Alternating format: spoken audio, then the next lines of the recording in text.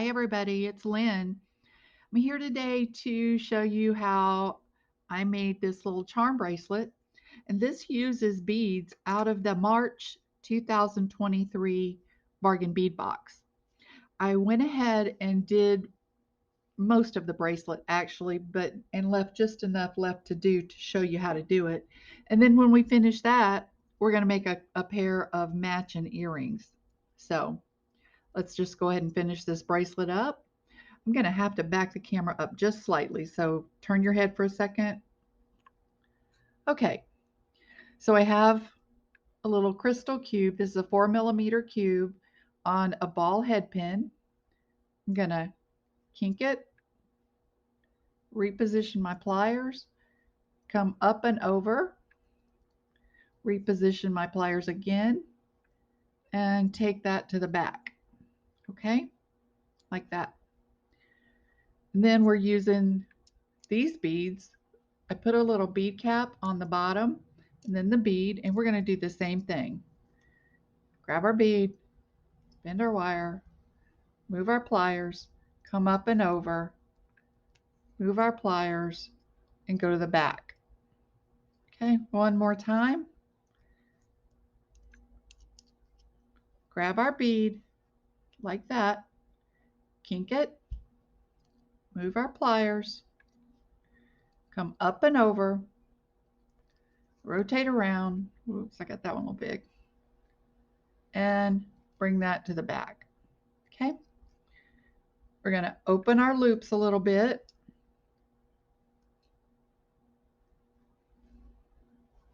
Just slightly, not a whole lot, just enough to get the chain through it. Now what I'm doing on this bracelet is I'm wire wrapping directly onto the chain. I have a piece of rolo chain here. Rolo chains make excellent charm bracelets because it's easy to space your beads. It's easy to get all the beads on one side.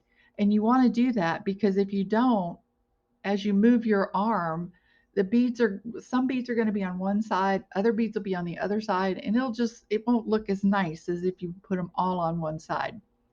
So if you look at that, you can kind of tell because they're all laying very flat. So they're all on the right side or the side that I want them on. So what we're going to do next comes a crystal. So I see that it's this link right here is where I need it. And I need it to come up through it. So I'm going to pick my chain up like so I can get that in there. And I brought it down to our loop. And now all I have to do is close that loop and wrap.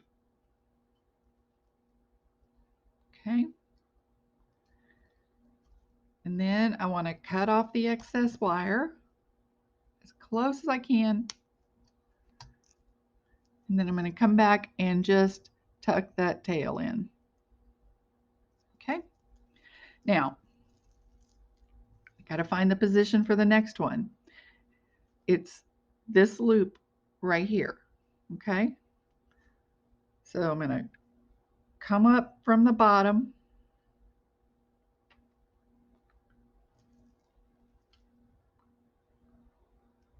It's awkward. I'm sorry, y'all. Up through the bottom like that.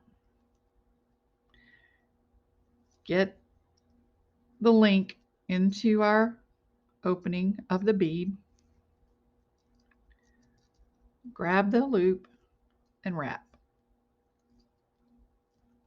Now, if I had longer head pins, I'd probably be using pliers to wrap, but my head pins are too short to get them in there. So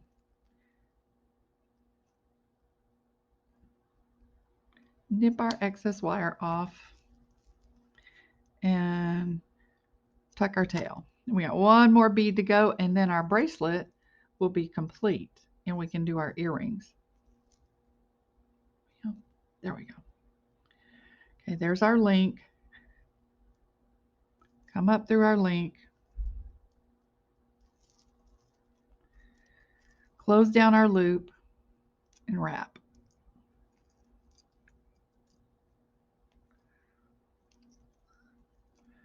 Okay, and the reason I went ahead and did so much of this is because this is all technique that we've looked at before.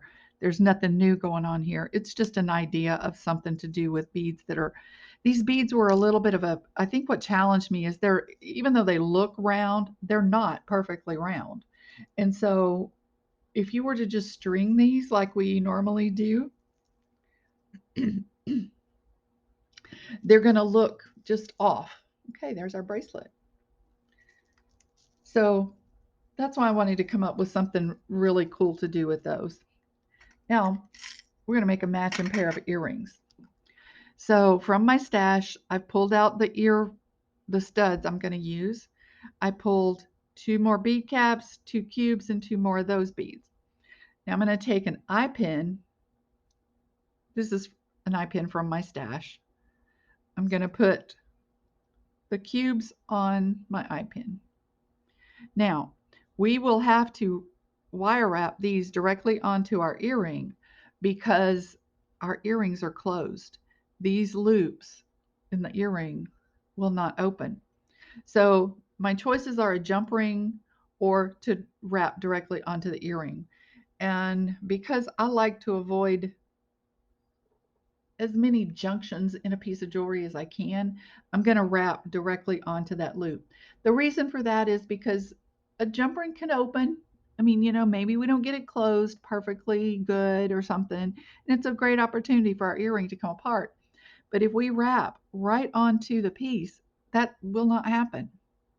So what we're going to do is grab it, kink it, move our pliers, come up and over, move our pliers, take it to the back, open it up, put our earring on,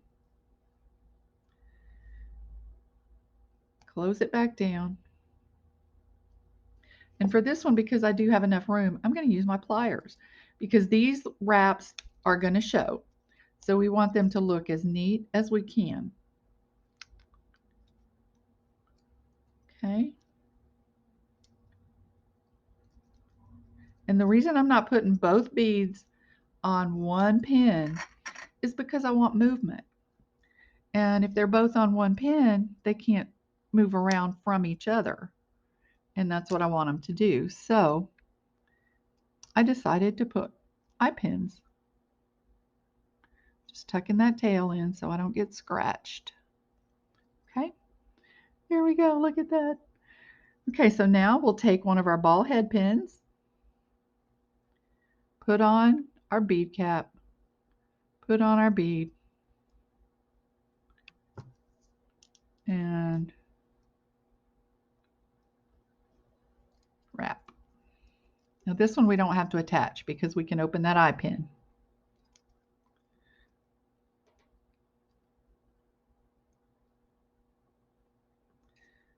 Okay.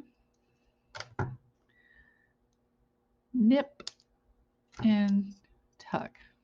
You guys remember that TV show, Nip Tuck? Every time I do this, that's what I think of. I never watched it, but I just think of the name. Okay, so take your earring that you've already started, open your eye pin, just like you do a jump ring, just side to side. Put on your other bead and close your eye pin back down, making sure to get it good and closed. And there is our earring. Okay, well, I know this video is really short, but these are all techniques that we've done before, so I didn't think you needed a lot of time. Like I said, I just wanted to show it to show you something else that could be done with beads from the Bargain Bead Box, March 2023. All right, well, you guys, thank you so much for joining me. And I do have another design that we're going to be doing out of that box, and that'll be my next video. So I hope you have a great day, and I'll see you then, okay? Bye-bye.